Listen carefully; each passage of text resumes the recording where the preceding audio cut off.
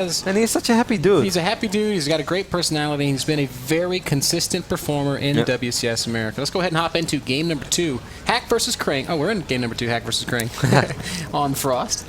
And we see spawning in the bottom left-hand corner of the map, the blue Terran player, who is up 1-0, Startail Hack. I know, Kev, that our friends at Red Bull would love to see Hack making it to the offline round of 8. They were pretty pleased with Bomber last season. Can't blame him. And for good reason. He won the whole damn thing. Bomber is a beast. Yep. Unfortunately, he's not going to be with us this time. No, I think in the future we should always invite raiding champions. Down in the bottom right-hand corner of Frost, the red Protoss player representing Team Axiom, it is Crank.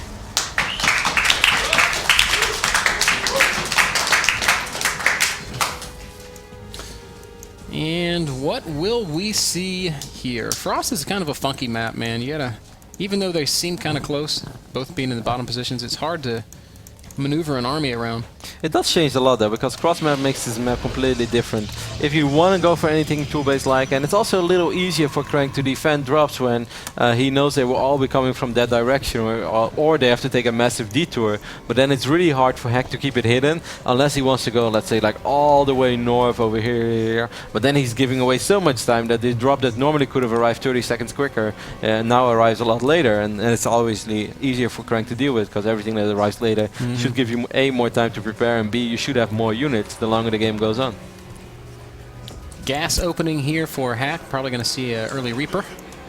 Not something that is too uncommon in his play. He's having 3 SCVs on gas for now, and if he puts one up, then it might just be Reaper into expand. But if he keeps all 3 on, then we might see an early factory actually. Nope, pulls it off. Alright, so it's probably just going to be the one Reaper into a reactor into expand, which is a very solid build. And I think we're just going to see one gate fast expand from Crank. And you know, I can't blame him too much for going for the strategy he went on last game, but I felt after the opening he should have tried to adapt to the situation and realized, like, hey, I tried to hit really hard and really quick with my build. You know, early game didn't go as planned. I'm just going to turn this into a macro game, which he still could have. Sure, his upgrades would have been a little late, and it was kind of awkward for him to go up to 3 bases when he's on 1 base in a robo. But if he could have gotten a double forge, 2 additional gates, and then eventually a little later into a robo, because with Colossus he would have still been fine. And I think Crank is much better on multiple bases against Terran than he is with these 2 base attacks. Nexus is down for Crank already as the Reaper sprints across the map, if a Reaper can sprint. It's kind of flying. Do his feet even touch the ground? I guess not. I mean, that's kind of the purpose of a jetpack, no? I would feel like... I think you can buy jetpacks these days. On like whyamibroke.com or something. What is this silly website called where you can buy all these awesome things? This is why I'm broke? Yeah. I think you can buy a jetpack. You would have to have some really expensive shoes. I mean, look at the fire is basically on his feet. Hack's gonna try to get a good scout off. He's gonna fly into this mothership core. There's not too much to see now. In the back of Crank's base, a forge goes on. That's a really early forge. So Crank, what are you going to do? Most likely he's going to start off with an armor upgrade. Now I kind of wonder if this is for some sort of a 2-base timing, or if he just wants to get an upgrade lead. But getting a forge before your robo, that's pretty risky. Unless he wants to completely ignore the robo for a long time and go up to Gates, Twilight, Temple Archives, which is an option. You still want to get the forge, A for upgrades, B for a little bit of detection in case you have to worry about Wither Mites. Yep. And in the Terran base, we see that command center has been completed. Hack has once again gone up to 3 racks. This is just kind of how he plays PvT, I guess. Does not like risking or sacrificing units, I should say, in favor of a faster 3rd command center. Good scout. He's scouting, scans the forge, so he doesn't miss it. He's probably just as confused about this as we are. He's like, well, that could mean a lot of things. That is right, Hack. It is an early armor upgrade, as Roddy predicted. But it's better to see it than not see it. Yeah. It's going to be a little harder for Hack to be as effective with early game pushes as he was in the last game. If Photon Overcharge is casted on this Nexus, it's going to cover this entire area, which makes it a lot harder for small groups of Marines or Marauders to be effective. Because we shouldn't forget where it went really back for Crank is after he casted Photon Overcharge, that the Marines were still able to walk up the ramp. That would never be the case on this map, because the ramp is way too close to the Nexus. Hack is, however, still making that same exact push. About, what is that, 9-10 Marines and a Marauder making their way across. Reaper is gonna run through once more. I don't know what why he's doing this. He just scanned and saw all the same stuff. Yeah, but I mean, he didn't know that. He would have loved to see maybe 2 additional gates, maybe a robo. Maybe Twilight Council. Yeah, that is something that he would have loved to see. So I think he's going to completely ignore the robo, which is very fun. I really enjoy playstyles like this. I've been messing around with it a little bit myself as well. I kind of find it hard to execute because the observers represent so much map control. Crank's going to have to cast Photon Overcharge though. I guess he wants to wait and doesn't want to cast it too early. Without Stim, this army is not that scary, and Heck also knows there are a couple of sentries on top of that ramp, so he doesn't want to overcommit. And actually a good choice by Crank to not preemptively cast Photon Overcharge. Heck just pokes forward, sends his Marines to the... where's this Southern Marine going? I think he was supposed to be sent to this expansion, but nope, now he's being repositioned. Put it on patrol in case there would be a War Prison flying around. Charge is being resisted, man. Templar Arcus is going down. +2 is on the way, so it might be, you know, a big two-base play with a lot of gates. But he's still rolling probes, so if he goes up to 3 bases, that's a very realistic option as well, and there would be absolutely nothing wrong with it. I think it's a very cool playstyle.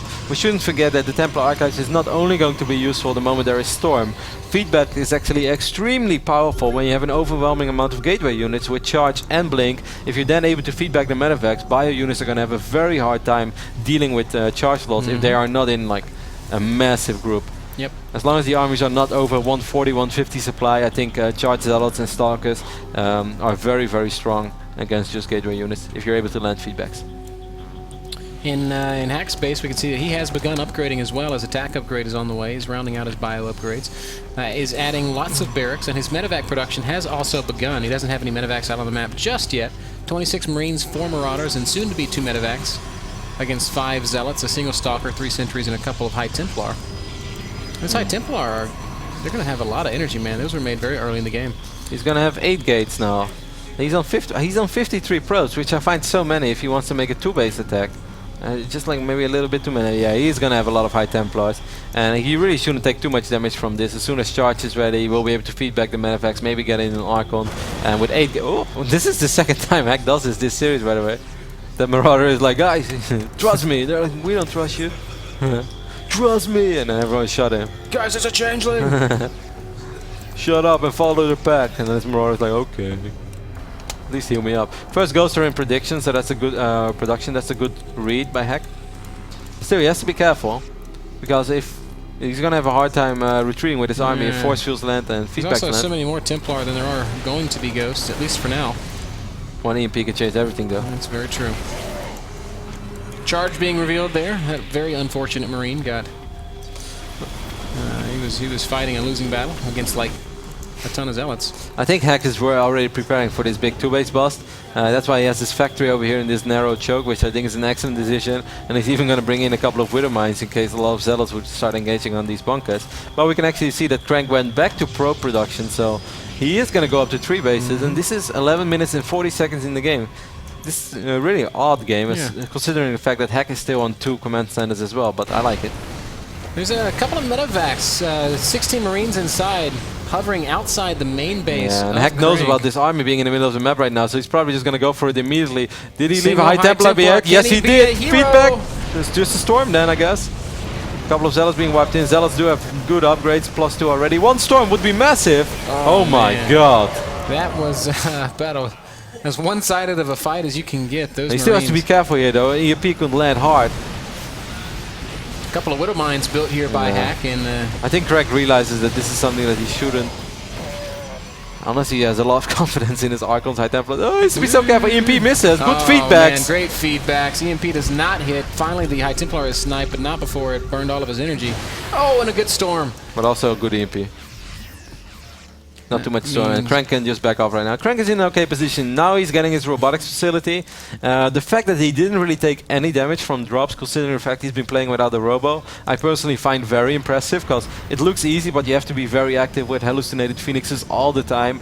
It is so easy to make a robo and put 3 observers in a good position and not take any damage from drops. But not taking any damage from drops while not having a robo, it looks easy, but it's very, very hard. I can guarantee you that.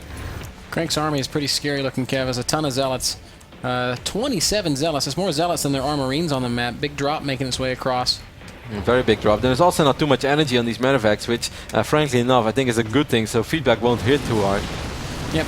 This drop's going to get unloaded. It will immediately focus down this High Templar, but not before Storm is once more casted. These Zealots not really he needs a little more enough to chase this away. Photon Overcharge, though, is a nice deterrent, and the drop will pick up and peace out once more. Third command center on the way right now, Ben, but this is 14 minutes and 20 seconds into the game. That's so late. Also, just now, the armory is about to finish up, so 2-2 bio upgrades can finally start, but it's 1-1 bio against soon to be a 2-2 Protoss army.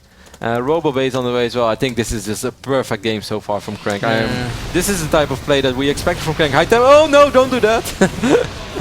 Well, almost perfect game there. Small mistake there, but it won't end up hurting Crank, as he's just going to back off a little while, recharge those shields after storming his own units. Protoss units can handle it. Third command center is finishing up right now for Hack, so he will be able to take another base. There are a lot of High Templar ghosts already in the middle. Oh my god, how does he land a storm like that against so many ghosts and so many bio units? A little bit sloppy, of course, from Hack, but excellent High Templar positioning here from Crank. He has High Templars all over the place. If a lot of SCVs would be transferred to this base, that could get very gnarly as well. If he just gets one Colossus out on the map, he gets very safe. He doesn't have one yet. Hack is again going to load up a couple of medevacs, but he's being a little bit indecisive. Looks like it will be... Seems like we're going to have a 3 Zealot run. medevacs sitting across the bottom half of the map. I heard a Widow Mine. Yeah, just on a Zealot, no worries. I mean, look at Crank. He's on 193 supply. He has an upgrade advantage. He has Colossus in production. Second Robo on the way as well. This is such a comfortable lead, and he made it look so easy to get here, but it wasn't at all, because he took the hard route, but he just barely took any damage. I think that Hack had a minor window where he could have fought if he just made a lot of Marines and then relied in the main base on EMPs. He's going to focus down this Nexus, so finally Hack does find an opening. That is indeed a very good pickup, but most of these manufacturers got out as well, so that's excellent. At the same time, he's going to try to run into this third base. He has a lot of ghosts in his army.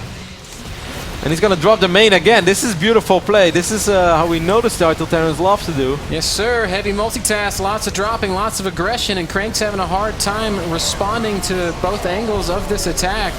Sending so many units into the main base right now that he's going to have to worry again about his third. His whole army and come forward. Colossus, a little bit awkwardly positioned, is going to be pulled back, but it's maybe a little... Oh, big storm all over the bio, but the Nexus! Wow, great storms. Great storms! And Crank chases it away once more.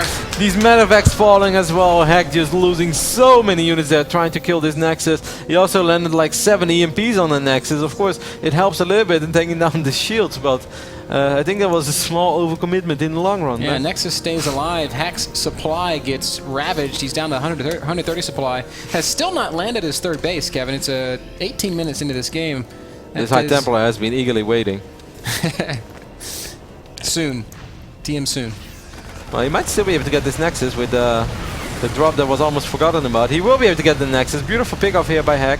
Hack is fighting for what he's worth, but he's lost so many units before, and above all, he lost so many of his goals with high energy. Yeah. That is what could have made the difference for him.